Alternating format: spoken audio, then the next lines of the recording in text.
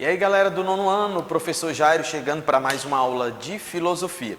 Como vocês estão? Tudo bem? Tudo tranquilo com vocês, com a família de vocês? Que bom, né? Breve nós estaremos juntos novamente. Enquanto não chega esse momento, nós vamos aqui nas nossas aulas online, trazendo informações para vocês sobre a guerra, né? Nós estamos estudando esse período da ética no período da guerra e também a guerra no período durante a guerra e também a guerra trazendo essa perspectiva na pós-guerra da ética. Então nós vamos trazer agora um pouco da correção dessas tarefas que eu passei na última aula, tá? Então você pode sentar aí, pega o seu material e você vai fazendo justamente comigo essa correção, né? Para que a gente possa ter uma compreensão mais ampla do que nós estamos falando, dessa ideia da ética voltado para esse período, né? Esse período aí que nós chamamos que é o período justamente antes da guerra, tá? Para que a gente possa compreender melhor sobre essa perspectiva. Na cabeça de muitas pessoas, talvez seja difícil de compreender e associar essa relação da palavra ética com a guerra, né? Porque quando você fala essa palavra ética associada à guerra, você consegue logo trazer uma resposta rápida e clara, dizendo, como um professor que vai ter uma relação, se a ética ela tem uma visão completamente diferente, né, da guerra, a guerra ela vai trazer prejuízo. Então, justamente, essa perspectiva filosófica é para que as pessoas possam ter uma compreensão sobre esse período da guerra, né? Eu tenho falado nas nossas aulas que para que aconteça uma guerra é necessário que os governantes consigam reorganizar, se reestruturar. E a palavra que eu sempre estou dizendo nas nossas aulas é que a comunicação, né, o diálogo vai fazer com que cesse esse processo de guerra, né? Então, se acontece de fato invasões, países que tomam a frente ali naquela área que é administrada por outro país e geram um conflito, que esses conflitos eles possam ter no mínimo respeito, no sentido de que o diálogo pode salvar essa questão, né? Conflito dialógico, né? É necessário que a gente tenha essa visão. E hoje nós vamos trazer a correção das primeiras questões, que é do interação, que diz assim: durante a Segunda Guerra Mundial ocorreu um dos piores crimes contra a humanidade, o Holocausto. Então está aqui um destaque. Organize-se em equipes, né? Nós não vamos estar trabalhando com equipe por conta desse momento.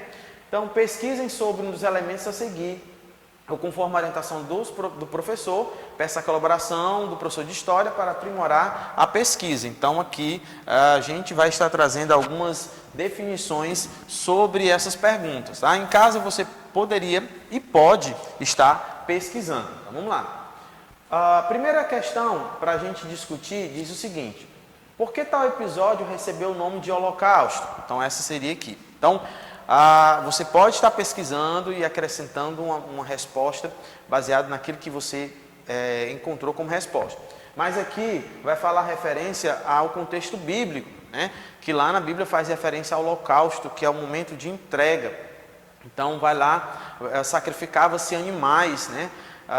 Nas pedras, em alguns lugares. Nesse caso, faz referência ao holocausto porque muitos judeus estavam sendo sacrificados por conta de uma situação em que não existia uma ética nesse processo. Hitler dominava e ele queria que toda a sua raça ariana dominasse todo o espaço. Então, por essa razão, se chamava Holocausto. Qual foi a participação de Hitler nesse acontecimento? Então, Hitler ele teve total participação, ele liderava os grupos, ele incentivava e ele fazia com que pudesse se expandir sobre todos os lugares essa ideia, né, essa ideologia de uma raça ariana, né? Ele entendia que essa raça ela deveria ser soberana, né? Ela deveria estar acima de todas as raças e ela deveria ser a única raça, que é o que vai falar a terceira questão, que diz: o que significa dizer que os nazistas desejavam uma raça ariana?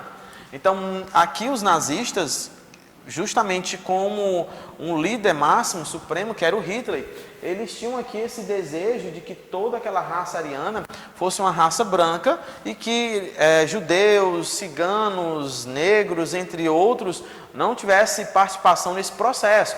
Então eles eram vistos com maus olhos, né? Então acontecia todo esse processo voltado no Holocausto, né? Pessoas eram mortas, inocentes, mortos por conta de uma ideia, né? De um pensamento de Hitler. Adolf Hitler pensava e levava isso a sério. Se você tiver condições, você pode ler o Diário de Anne Frank e você vai contemplar, você vai perceber toda a brutalidade que aconteceu na perspectiva, na visão de uma garota, de uma adolescente, que ela precisa estar escondida junto com o seu pai, com a sua mãe, com outras pessoas, para que eles não fossem mortos ou sofressem os horrores da guerra naquele processo. E aí Anne Frank, ela faz aniversário e seu pai dá a ela um diário, né? E esse diário vai ser o momento, o amigo, né, que ela tem para contar todas as memórias, o sofrimento que ela passa naquele sótão, né? O momento que ela fica lá naquela casa, e ela conta todas as histórias que acontecem durante aquele processo. E a partir daí, os nazistas conseguem entrar naquele local onde eles estão escondidos e levam eles, e o diário dela cai, né? A proprietária do prédio consegue resgatar aquele diário e ele hoje é um grande sucesso, né? Um diário que não é de ficção, mas é um diário que conta fatos reais de uma menina que sofreu os horrores de um período de uma guerra, onde Hitler dominava com a sua visão da raça ariana, onde os nazistas não tinham dó nem piedade de ninguém. Quarta questão, quem eram os perseguidos e quem eram os aceitos? Então, nós tínhamos perseguidos os judeus, negros, ciganos, entre outras raças, e os aceitos eram justamente quem estava nessa visão da perspectiva de Hitler, né? Fazia parte dessa raça. 4. Pesquisa e depoimento de pessoas que sobreviveram a um campo de concentração, tá? E a ideia era de você trazer para a sala de aula. Então você pode estar lendo o Diário de Anne Frank e você vai ver depoimento lá presente nessa história. Uma próxima questão diz: muitos dos judeus que conseguiram fugir dos campos de concentração durante a guerra vieram para o Brasil.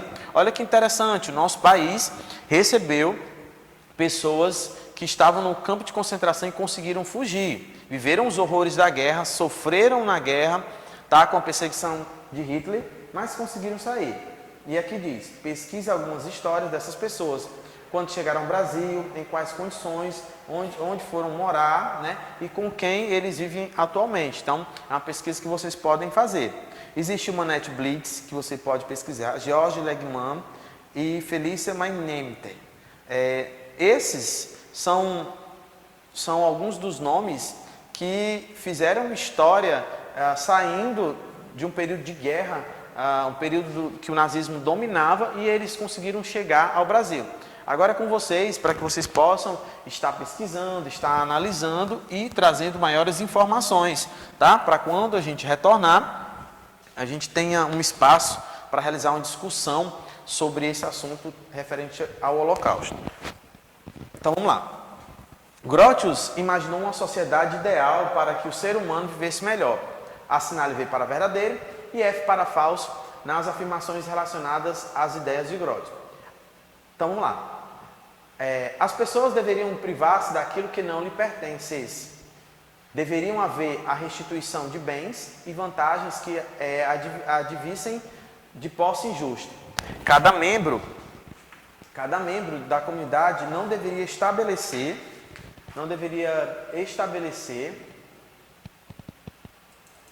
promessas e pactos para não correr o risco de não os cumprir. Cada membro da comunidade deveria reparar os danos que cometeu até a terceira geração, tá?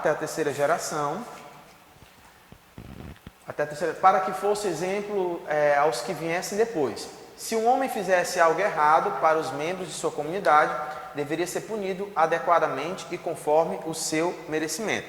Vamos lá trazendo as respostas que estão lá. Então vamos colocar aqui. Vamos lá. V, F e V. Então aqui vai nos trazer uma definição. Então as pessoas deveriam se privar-se daquilo que não lhe pertencesse. Então as pessoas não poderiam estar pegando aquilo que não era seu. B, deveria haver a restituição de bens e vantagens que advissem de posse injusta. Então pegou uma posse que não era sua, tinha que ter devolução. Cada membro da comunidade não deveria estabelecer promessas e pactos para não correr o risco de não cumprir. Falso. Cada membro da comunidade deveria reparar os danos que cometeu até a terceira geração, para que fosse exemplo aos que viessem depois. Falso também. Tá? E a última, se um homem fizesse algo errado para os membros de sua comunidade, deveria ser punido adequadamente conforme o seu merecimento. Então tá aí, a última é também verdadeira. Vamos à próxima questão. A segunda questão diz: segundo Hugo, são 3 as causas legítimas para a guerra. Nós falamos sobre isso. Analise cada uma delas e dê uma solução diferente que não seja a guerra para esse problema. Então eu tenho aqui 3 opções, nós vamos ler e eu vou falar um pouco para que você tenha uma noção, tá? Defender-se contra uma ofensa que seja atual ou que ouse ameaçar a paz. Então, a primeira ideia que ele dá é que você tem uma visão de se defender de uma ofensa. Tá, defender-se contra uma ofensa que seja atual ou que ouse ameaçar a paz. Como você vai se defender dessa ofensa? Ou seja, você vai ir contra, digamos, o seu inimigo ou o seu oponente com guerra ou com diálogo, né? Então, vamos lá. Vamos à próxima, que é a B. Recuperar o que é legalmente devolvido para o Estado lesado. Então, será se essa perspectiva é voltada para isso, né? Será se eu preciso ir lá e recuperar o que foi levado e que é legalmente deveria ser devolvido ao Estado, né? Ou seja, eu preciso correr atrás. Muitas vezes é necessário que você precise ter um diálogo. Então, com o diálogo, não há necessidade de você ir lá de uma forma brusca e arrancar aquilo que não é de fato daquela pessoa. Então, recuperar o que é legalmente devido para o Estado lesado, de uma forma que você consiga ter um diálogo. A próxima, punir o Estado que proferiu uma injúria ou a calúnia. Punir como, né? Como você vai fazer isso? De que forma? Então, a gente traz-se uma opção dentro dessa ética que o diálogo, que a estratégia. Os governantes precisam ser estratégicos, né, para que as coisas aconteçam, tá bom? Vamos à quarta questão, que está pedindo o seguinte: reúna-se com seus colegas em equipe, 4 ou 5 pessoas, juntos discutam sobre a necessidade da ética dentro da guerra. Após a discussão, elabore um cartaz apresentando uma das leis estipuladas nas convenções de Genebra, tá? Então aqui vai falar sobre essa convenção. O que é essa ideia? Essa ideia é justamente para que você possa discutir sobre a ética, e nós já temos feito isso, ok? Vamos à próxima questão.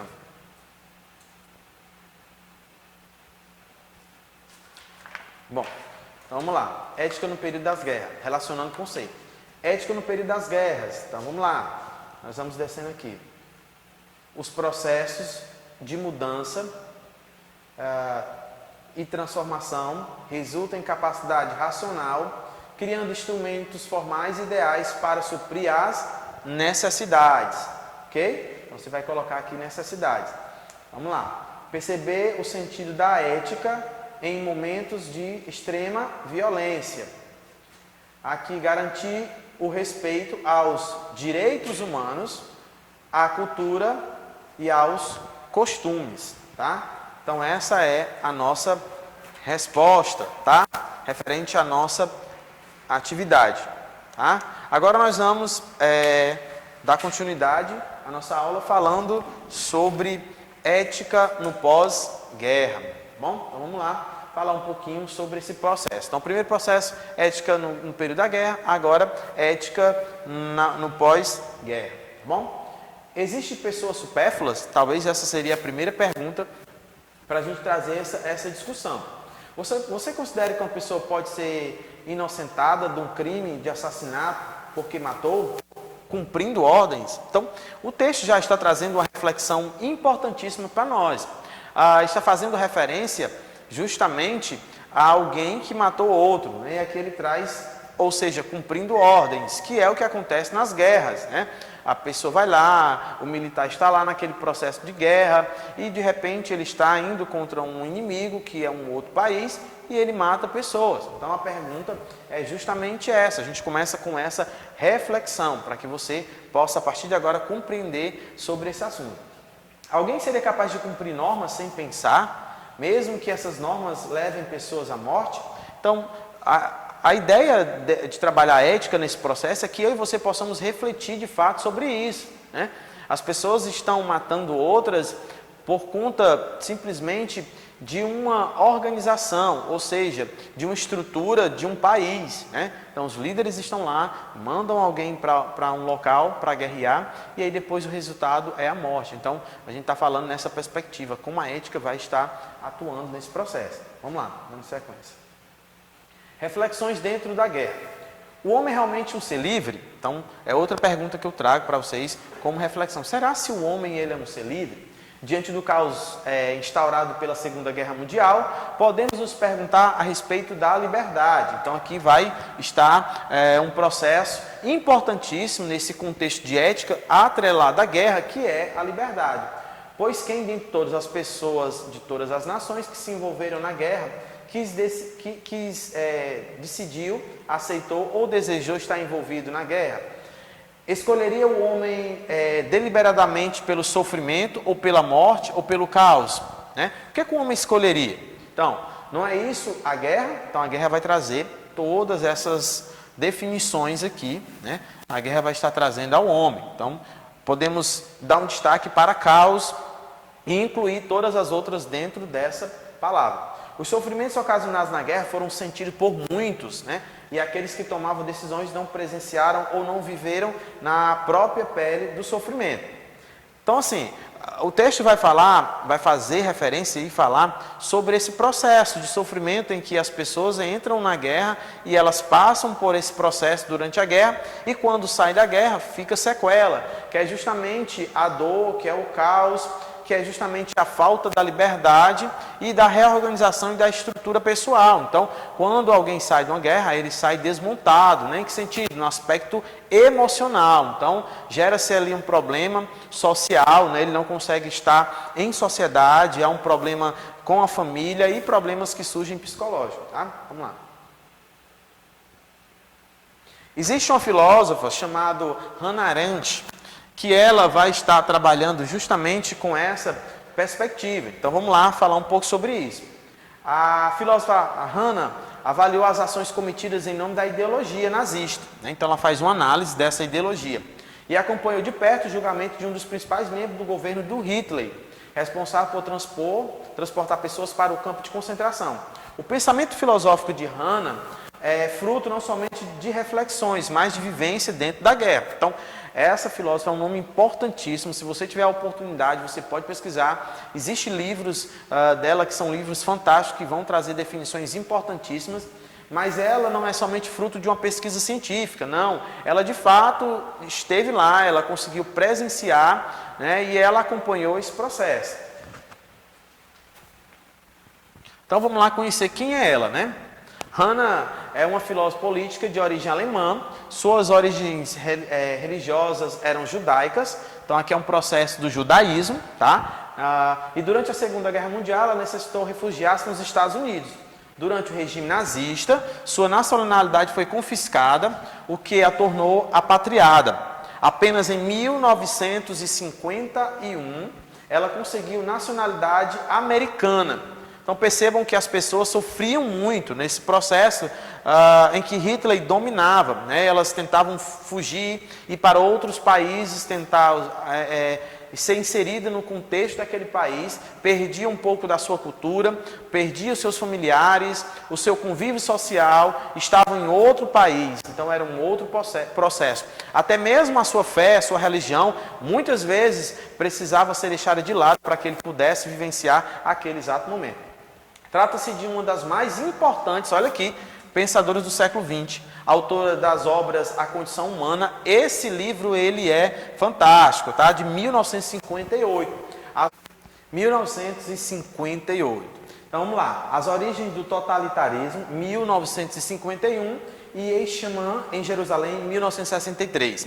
Tudo isso se dá pela questão de que Hannah, ela apresentava, né, ela se levantou com uma voz forte contra justamente todas as ações que surgiram do nazismo naquele período. Tá? Então é importante que você pesquise, conheça um pouco sobre Hannah e você vai perceber que ela trouxe em seus textos, seus livros, hoje seus livros são utilizados para vários momentos dentro do campo filosófico e também da história, e ela utiliza-se desse mecanismo que é a escrita para apresentar, para falar justamente sobre todas as questões relacionadas ao campo de concentração, sobre esse processo em que os nazistas estavam lá dedicando seu tempo a implantar um processo em que a raça ariana deveria comandar todo o mundo, tá bom? Vamos dando sequência e nós vamos trazer um tema que é muito importante, que ela passou justamente, que é sobre a patriada, né? Que são pessoas que não se identificam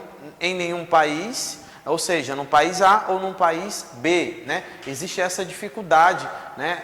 Por conta de algum horror da guerra, por conta de uma situação específica. Então a ONU, que é a Organização das Nações Unidas, ela faz esse processo, né, de relação entre o país para com a pessoa que está ali nessa condição, e é o que aconteceu com Hannah. Então ela vai para os Estados Unidos e ela passa a ter todas as regalias dentro daquele país, ok? Vamos lá, dando sequência. Então vamos aqui. O mal radical. Hannah tornou-se uma filósofa lembrada, né, por conta justamente de todo esse trabalho, né, do sofrimento em que ela passou, e ela traz essa discussão para a prática. Então diz assim: embora não gostasse que eu usasse esse termo em referência a ela, é essencial na reflexão sobre o ser humano. Nos anos da pós-guerra, ela faz o seguinte: sua análise acerca da condição do ser humano, das relações de ética e da problemática do julgamento. Então, no seu livro, ela vai fazer essa abordagem clássica, importantíssima, que é justamente discutir essas relações éticas. Então, a pergunta é, talvez se você falar sobre isso com alguém, a primeira pergunta que essa pessoa vai fazer é a seguinte: como discutir guerra no período da guerra e como discutir a ética nesse processo, né? A ética no início, a ética no processo da guerra e a finalização da guerra também. Então ela fazia isso, né? Impulsionando a nova discussão sobre a ética do século XX. Então ela levava as pessoas a fazerem uma reflexão. Imagine alguém levando outras pessoas em pleno processo de guerra a discutir sobre ética. Então Hannah fazia isso com uma grande propriedade sobre esse assunto. Ok? Pois essa foi a nossa aula de hoje. Nós vamos ficando por aqui. Um forte abraço. Até o próximo encontro.